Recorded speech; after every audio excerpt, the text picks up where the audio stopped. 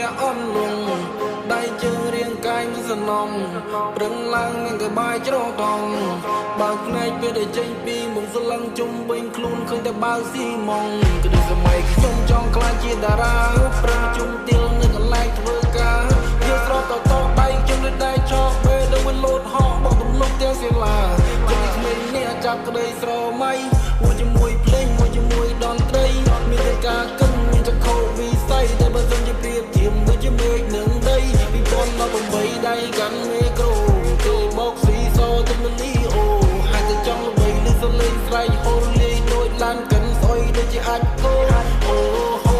រឿងដែលវាហួងជីដីកប់ចោលទៅចង់អស់កម្មពីចាត់ទុកខ្ញុំរំដកគ្រងមិនចង់ប្រៀបធៀបឡៃលើរបស់ជុំចាត់ទុកឲ្យហោសកម្មទៅពួកលោកអត់តែដែលមកជន់ដីក្រុងធ្វើខ្លួនកម្មករសំណងជីវិតថាវាមិនសុំស្រួលរុនឌូដូចជាធ្លាក់អន់លងដៃជើងរាងកាយមិនសំណងប្រឹងឡើងនឹងក្បាយច្រោះតង់បើភ្នែកពេលដែលចេញពីមុខស្លឹងជុំវិញខ្លួនឃើញតែបើស៊ីម៉ងថ្ងៃសុំលើសុំត្រូវចៃដាច់ពីគ្នានេះដែលចង់ជន់មានវិជ្ជាទៅដើរជន់មាននិយាយអាក្រក់ក្រោយក្នុងវិជ្ជាទៅស៊ីមកទៅបងលឺអត់អាចមានពួកអាគ្មានពងអើយថាមិនចង់និយាយព្រោះនិយាយទីអត់និយាយចេញមកលខេលខាងដូចបេមកចេញពីព្រៃព្រោះប្រូជារឹកញីស្លាប់ព្រោះដោយសារស្រីគុំធ្វើជារឹកលុយវិជ្ជារញឹកដូចចៃពេលនេះតែមិនដូចពីមុនព្រោះចង់ជន់ខ្ញុំមិនលើវិសោចលេងសំ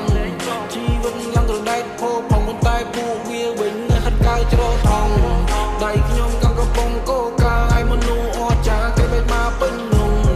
នេះឬជាទង្វើនេះធ្វើឲ្យអ្នកដេកចាំមើលវាស៊ីមីកំពុងថ្ងៃនោះឆ្នាំមុនថ្ងៃនឹងមកខ្ញុំខំប្រឹងជីវិតទៅយ៉ាងណា